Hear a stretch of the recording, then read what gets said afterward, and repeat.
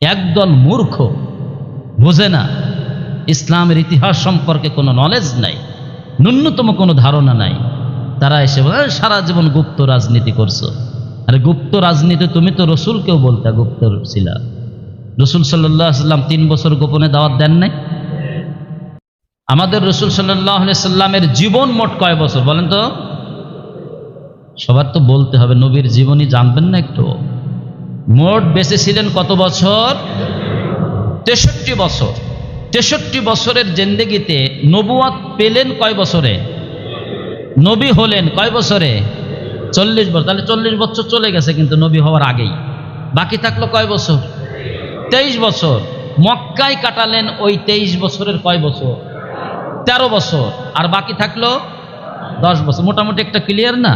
হ্যাঁ। এখন 13 বছর নবুয়তের 13 বছর দাওয়াত দিলেন কোথায়? মক্কায়। দেখেন, মক্কায় দাওয়াত দিলেন। দাওয়াতের আবার স্তর আছে। দেখেন, নবী করিম সাল্লাল্লাহু আলাইহি সাল্লাম 13 বছর দাওয়াত দিলেন। 13 বছর দাওয়াতের প্রথম স্তরের দাওয়াত 3 বছর। কয় বছর? 3 বছর দাওয়াত দিলেন, প্রকাশ্যে না গোপনে? গোপনে দাওয়াত দিলেন। আচ্ছা, আল্লাহর রসুল, তাই না? সমস্ত নবীদের যিনি সর্দার, সাইয়্যিদুল মুরসালিন, নবীদের যিনি সর্দার হবে, এবং আল্লাহ তাআলা সরাসরি যার উপরে কোরআন নাজিল করলেন, তিনি দাওয়াত দিচ্ছেন প্রকাশ্যে না গোপনে? হ্যাঁ, নবী দাওয়াত দিলেন গোপনে 3 বছর। মুসলিম আবার মনে করেন এগুলোর সাথে সবসময় ইসলামের ইতিহাসকে আপনার মিলাইতে হবে, কারণ ওই সময় প্রকাশ্যে দাওয়াত দেওয়ার মতো পর্যায় ছিল না, পরিস্থিতি ছিল না। মক্কার মানুষ ওইটা মেনে নিতে পারতো না। একজন কালিমা পড়ছে, একজনকে হত্যা করে ফেলতো।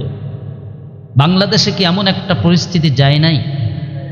যখন বলা হতো যে এই ব্যক্তি ইসলামী দলের লোক, কর্মী, সাথে সাথে তাকে মেরে ফেলা জায়েজ করা হয়েছে আইন পাশ করে, এরকম সময় যায় নাই?